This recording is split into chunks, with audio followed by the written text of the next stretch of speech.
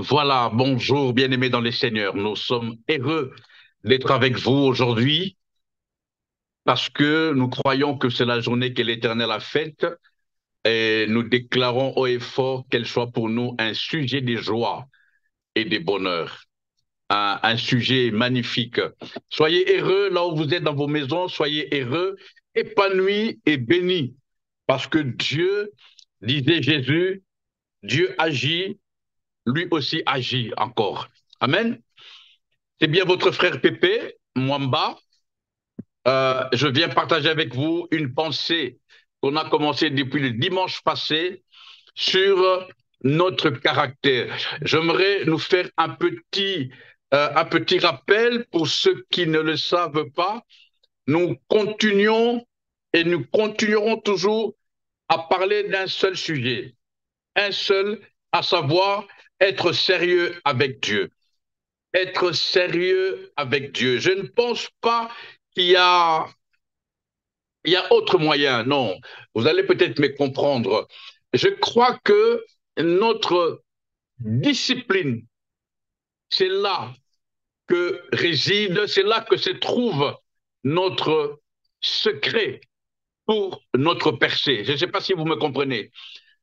Quand on se décide d'être sérieux avec Dieu, cela veut dire en d'autres termes, nous nous décidons de marcher conformément à la parole de Dieu, conformément à l'ainsi dit l'Éternel. Je l'ai toujours dit, je veux le rappeler encore pour ceux qui l'auront peut-être oublié.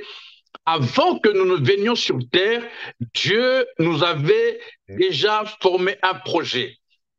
Dieu avait déjà formé un projet et nous sommes ici bas sur cette planète appelée Terre dans le seul but de vivre ce qui avait été écrit, chacun dans son couloir. Cela m'amène à nous dire, ça ne sert à rien de jalouser qui que ce soit. Ça ne sert à rien de courir. Ça ne sert à rien de haïr celui qui a des matériels que l'on voudrait avoir, parce que ça ne dépend pas de lui, mais ça dépend de Dieu. Je parle du moins de ceux qui ont les matériels selon la volonté de Dieu. Alléluia. Chacun de nous est porteur d'un plan et chacun de nous est appelé à se discipliner afin de vivre et de ne vivre que ce que Dieu avait écrit pour nous. Je suis dans l'ainsi dit l'Éternel. J'aimerais que tu sois de ceux qui déclarent cette parole. Nous sommes dans l'ainsi dit l'Éternel. Voilà, mes introductions prennent beaucoup de temps. Je m'arrête là, nous continuerons au fur et à mesure. Je voudrais aujourd'hui vous inviter à lire avec moi un verset dans le livre de Proverbes. Proverbe, le chapitre 16, nous lirons le verset 7 et le verset 8. C'est encore mieux. Mais surtout le verset 7. Comme vous le savez, je ne viens jamais les mains vides, j'ai toujours ma Bible avec moi. La Bible déclare dans Proverbe chapitre 16, le verset 7 et 8, je fais la lecture.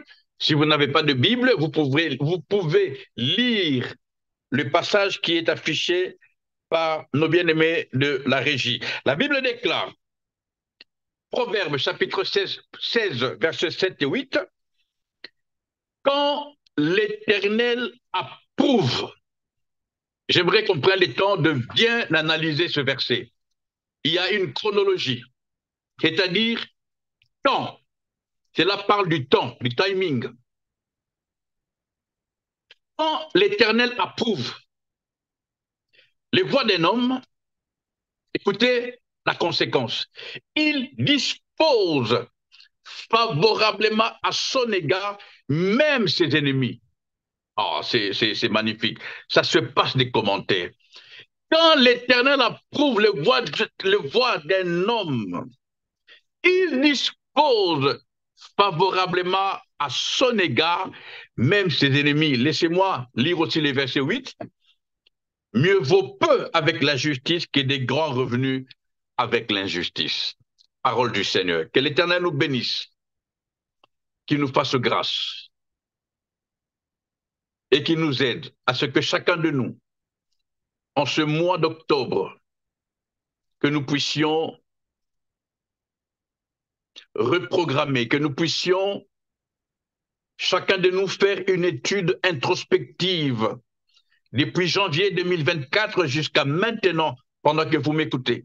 Que le Seigneur nous aide à ce que chacun revienne à la raison. La Bible nous interpelle en disant, Seigneur, apprends-nous à compter les jours, car les temps sont mauvais. Il y en a qui ne le réalisent pas, mais les temps sont vraiment mauvais. Que Dieu nous aide à comprendre ta parole, à la mettre en pratique et à vivre selon ce qui est écrit. Par le Saint-Esprit de Dieu, nous avons prié au nom de Jésus. Quelqu'un dit Amen. Vous qui êtes là, la pensée d'aujourd'hui, comme dit le pasteur Jude, j'aime beaucoup, j'ai une parole pour toi. J'aime beaucoup. Et je suis vraiment ça de près. Quand l'Éternel approuve, arrivera à un moment donné, Dieu va approuver. À un moment donné de ta vie, il va arriver que l'Éternel approuve. Et comme il dit, les voix d'un homme, et même, je veux dire, pas les voix d'un pasteur, pas les voix d'un bishop ou d'un prophète, mais d'un homme, c'est-à-dire de quiconque, de n'importe qui, si vous permettez l'expression. En d'autres termes, c'est lui qui se décide de veiller sur ses voix. C'est lui qui se décide de marcher conformément à la parole de Dieu. L'Éternel approuve. L'Éternel n'approuve aucune autre voix que sa voix. Il a dit, notre Seigneur, pendant qu'il était sur terre, et c'est écrit dans la Bible, pour ceux qui y croient, je veux nous le rappeler, il a dit, je suis le chemin. Voici la voie par excellence. Voie pas avec X à la fin, mais voie comme c'est écrit avec V-O-I-E-S. Il dit, je suis le chemin. Je suis le chemin, le seul et l'unique. J'en suis convaincu. Il est le seul chemin. Et Dieu dit, quand tu es sur ce chemin-là, c'est-à-dire quand tu es jésufié, c'est là que Dieu t'approuve. Quand Dieu approuve tes voix, c'est au pluriel, il y a une conséquence. Nous avons dit dimanche passé, pour ceux qui étaient là, nous avons lu deux passages dans Timothée, 2 Timothée, le chapitre 4, nous avons lu le verset 5, bien que nous avons même pris le temps de lire le verset 1er jusqu'au verset 6e, mais nous nous sommes attardés sur le verset 5. Et le verset 5, il a dit ceci. 2 Timothée, chapitre 4, le verset 5, il dit ceci. Mais toi, sois sobre en toutes choses. Et puis, dès que 2 Timothée est fini, dans Tite, juste une page après, le chapitre 2, le verset 1er, il est écrit, je fais la lecture, pour toi. Ici, Dieu s'adresse à toi personnellement. Tu me vois peut-être, c'est vrai, mais je suis convaincu que Dieu s'adresse à toi personnellement. Il y a le matériel que tu cherches qui sont cachés dans ce conseil divin. Il y a le bonheur que tu désires qui est caché dans ce passage. Tite, chapitre 2, verset 1er, il dit, pour toi, dis les choses qui sont conformes à la saine doctrine, aux saintes écritures. Dis les choses comme Dieu le dit. Un jour, je me rappelle d'un prophète du nom de Michée On envoya le chercher. Et pendant la route, j'en parle beaucoup, les anciens le savent, pendant la route, les envoyés commencèrent à dire au prophète Michée, quand nous arriverons devant les rois, il faut que tu dises ça, ça, parce que les autres prophètes ont dit la même chose. Et Michée dira, non, je ne suis pas obligé de dire ce que vous me dites de faire. C'est un peu comme pour dire, je ne suis pas obligé de faire ce que vous faites. J'ai vu des gens qui sont devenus alcooliques tous les soirs dans les boîtes de nuit, pas parce qu'ils le voulaient, mais à cause de l'entourage, à cause de que dira-t-on si je ne fais pas comme eux? Écoutez, quelqu'un m'a dit, ne fais pas les moutons, ne fais pas comme tout le monde, tu finiras mal. Ici est pour vous et moi l'heure de nous décider de ne faire que ce que Dieu nous dit de faire. Ce n'est pas parce que tout le monde voyage que tu vas voyager. Ce n'est pas parce que tout le monde va quelque part que tu vas y aller. Non, tu risques de rater et d'en vouloir plus tard à ceux qui t'avaient conduit en ces lieux-là. Nous avons notre réussite, notre victoire dans ce que Dieu avait écrit à propos, à notre propos. À chacun, Dieu a écrit une histoire. Vis ton histoire, s'il te plaît. Vis ton histoire et ton histoire est cachée dans l'incendie dit l'Éternel. Ton histoire est quelque chose que Dieu ne dévoile pas à tout le monde parce que Dieu n'est pas bavard. Si vous ne le saviez pas, Dieu n'est pas bavard. Même quelqu'un disait son silence, le silence de Dieu dit beaucoup. Ne fais pas comme tout le monde. Fais ce que Dieu te dit de faire, même quand tu ne comprends pas, même quand c'est difficile, même quand c'est lourd, mais fais, je t'en supplie, fais ce que Dieu te dit de faire, fais ce que Dieu te convainc de faire. Ne fais pas comme les gens, ne dis pas comme les gens. Qui te dit, pour toi, cœur à cœur, dis les choses qui sont conformes à la saine doctrine. Et au verset 5 de 2 Timothée chapitre 4, il a dit quelque chose juste après les conseils de nous interpeller à nous décider d'être sobres, parce que être sobre est une question de décision. On ne devient pas sobre parce qu'on le veut, non. On se décide. Et il n'y a pas meilleur combat que de se décider d'être sobre. Et directement, il dit, pour ceux qui étaient là dimanche passé, supporte les souffrances. Alors, je me suis dit, quel est le rapport entre être sobre et supporter les souffrances? Le Saint-Esprit m'a aidé à comprendre. Vous serez sûrement d'accord avec moi. Le fait de se décider d'être sobre appelle la souffrance. De quelle souffrance s'agit-il? Il ne s'agit pas de la souffrance parce que tu n'as pas mangé, ou parce que tu n'as pas d'habits, ou parce que tu n'as pas d'argent. No way. La souffrance dont il est question ici, dans ce passage de 2 Timothée chapitre 4, le verset 5, c'est la souffrance qui vient quand quelqu'un se décide d'assujettir sa chair. Notre plus grand ennemi, c'est nous-mêmes. Notre plus grand adversaire, c'est la chair. J'ai vu, oh, écoutez, laissez-moi vous dire, j'ai vu des gens qui ont donné à la chair tout ce qu'elle voulait. J'ai vu des gens qui ont embelli la chair. J'ai vu des gens qui ont répondu positivement, favorablement à tout ce que la chair voulait. Mais après, ils se sont retrouvés dans de situations difficiles et ils grinçaient des dents, comme dit la Bible. Ils étaient tristes. Beaucoup parmi nous traversent des moments difficiles.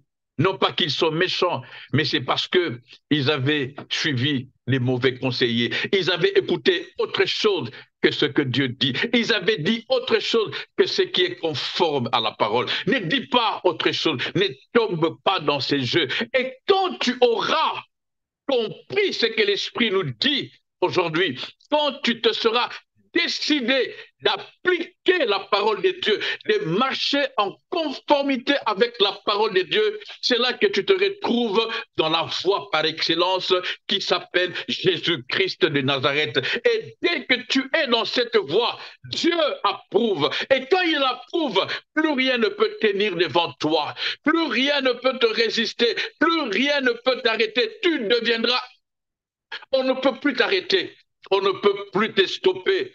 Tu deviendras instoppable, c'est ce que je voulais dire. Pourquoi? Parce que tu auras tout simplement choisi d'être et de marcher dans le voie de l'Éternel. Jésus se conjugue au pluriel. Jésus se conjugue au pluriel. C'est pourquoi il est marqué les voies. Il est le seul chemin qui mène à Dieu. Et ce chemin est un chemin par excellence. Même tes ennemis, pour terminer, parce que je me suis dit, selon les conseils de Dieu, nous faire de petites exhortations afin qu'on puisse comprendre.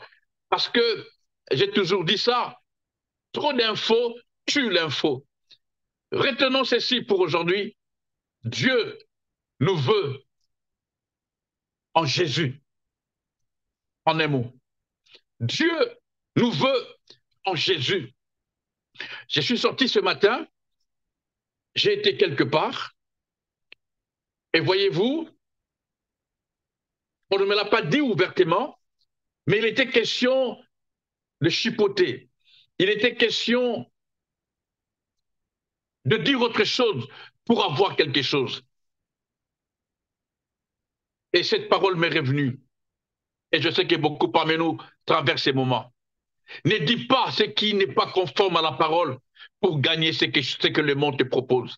Je vais le répéter. Ne dis pas, s'il te plaît, ne dis jamais, ne fais jamais ce qui n'est pas conforme à la parole dans le but de gagner quelque chose. Que servirait-il à un homme, dit la Bible, de gagner le monde et de perdre son âme? Tout celui qui n'est pas dans la voie par excellence, à savoir Jésus-Christ, ils ont perdu leur âme. Beaucoup qui avaient perdu leur âme ont eu ces privilèges, la grâce de revenir à Dieu, tel le Fils prodigue. Ils se sont repentis, en tout cas ceux qui l'ont fait sincèrement, ils se sont repentis et sont revenus à Dieu. Le monde n'a rien à nous donner. Le monde n'a rien à nous offrir. Rien, absolument rien. J'étais quelque part pendant un long moment où on m'obligeait presque à entrer dans ce qu'ils appelaient le système. J'ai dit non, je ne peux pas entrer dans ce système parce que une fois que tu entres dans ce système, tu deviens menteur. Parce que c'est un système qui fonctionne avec le mensonge. C'est un système qui fonctionne avec le colportage. C'est un système qui fonctionne avec la haine, la rancune, toujours pointer les autres du doigt. C'est un système qui n'a pas d'avenir. Aujourd'hui, ils ne voient pas. Mais demain, ceux qui vont persister dans le mal, ils verront le fruit. Parce que à chaque chose qu'on fait, on rendra des comptes. La Bible déclare, il nous demandera des comptes de tout ce que nous aurons fait sur terre, en bien ou en mal. Frères et sœurs, les mains levées, je vous prie de me croire. Aujourd'hui, plus que jamais, le Saint-Esprit nous interpelle à ce que chacun de nous se décide de marcher dans le voie de l'Éternel, qui ne sont d'autres que Jésus. Alléluia. Il dit, il disposera favorablement, j'aime beaucoup ça, il disposera favorablement à notre égard, même nos ennemis. C'est pourquoi je n'ai plus peur de ceux qui me haïssent. Je n'ai pas peur de ceux qui veulent détruire mon corps. Je n'ai pas peur de ceux qui se réunissent en congrès pour comploter contre moi. Tout ce qui m'intéresse, c'est me focaliser à rester dans la voie par excellence en Jésus. Que mes pensées, que ma bouche ne déclare que l'ainsi dit l'Éternel, que mes pieds ne marchent que dans ce qui avait été écrit pour moi, même si je dois passer par la fournaise ardente, mais comme je suis dans la voie par excellence, on me jettera même dans la fournaise, je sortirai. J'ai compris que Dieu ne nous sauve pas toujours des problèmes, mais il est possible qu'il nous sauve dans le problème. Et si aujourd'hui parmi nous, il y a quelqu'un qui est dans le problème, qui est dans la fournaise, si aujourd'hui parmi nous, il y a quelqu'un qu'on a jeté dans la fosse au lion, n'aie pas peur, don't worry, parce que tu avais choisi de rester fidèle à la voix de Dieu. Il disposera favorablement à ton égard, même tes ennemis, et tu vas percer. Le secret de la percée, le secret de la réussite n'a qu'un seul nom, Jésus-Christ et Jésus-Christ de Nazareth. Alléluia. Alléluia. Oh, ne te compromets pas. Seigneur, permets-nous de ne pas nous compromettre. Aide-nous par ton Saint-Esprit que personne parmi nous ne se compromette. Vous qui me suivez, même vous qui allez me suivre en rediffusion, un seul message, ne vous compromettez pas. Ne dites pas autre chose que ce que Dieu vous a dit. Ne faites pas autre chose que ce que Dieu vous a recommandé. C'est ça le sérieux, qui n'est rien d'autre qu'avoir la capacité, forger un caractère à ne faire que ce que Dieu dit de faire, à n'aller que là où Dieu veut que tu ailles, à ne dire que ce que Dieu t'ordonne de dire. Il y a un fruit comme pas possible, il y a le lait et le miel. Quand on obéit à ça, d'où vient le problème de l'humanité? C'est là qu'on dit à cause d'Adam et Ève. N'est-ce pas juste qu'ils avaient fait ce que Dieu leur avait dit de ne pas faire? C'est ce que j'appelle en pépéologie, ils ont mangé les menus interdits. Il y a des menus qu'il ne faut pas manger. Il y a des amis qu'il ne faut pas avoir.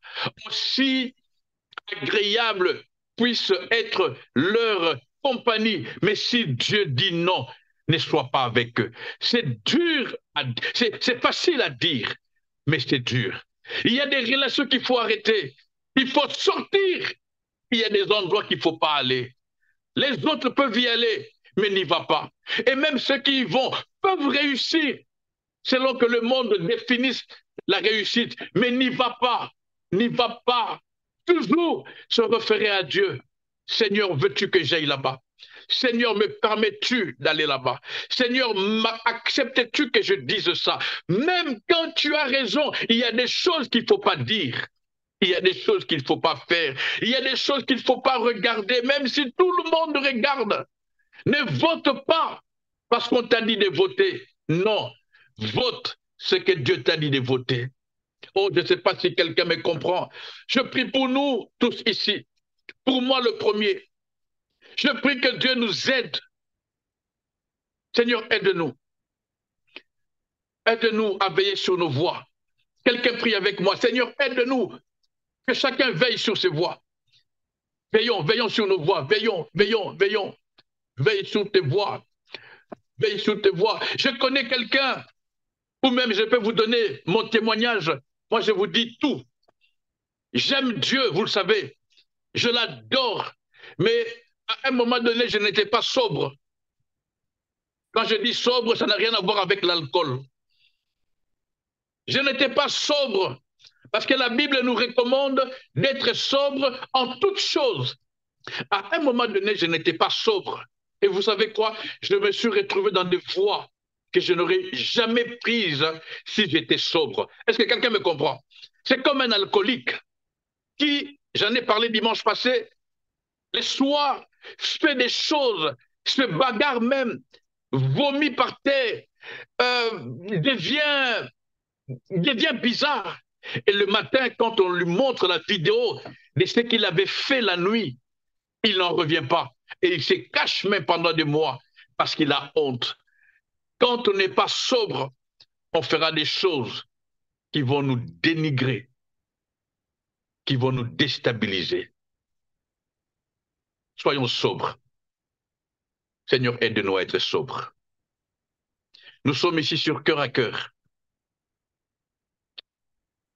pour nous conseiller que tout ce dont nous avons besoin se cache dans notre comportement pour ne pas compliquer mon français. Que le Seigneur vous bénisse. Nous nous disons rendez-vous à dimanche prochain pour ceux qui seront là. Partagez ce message et ensemble, restons connectés sur notre plateforme cœur à cœur afin d'être édifiés, de nous édifier les uns les autres. Comme je vous dis, je ne passe pas un jour sans regarder la parole avec le pasteur Jude. Une parole pour toi aujourd'hui. Alléluia. Soyons bénis et à dimanche prochain. May God bless you. Bye bye.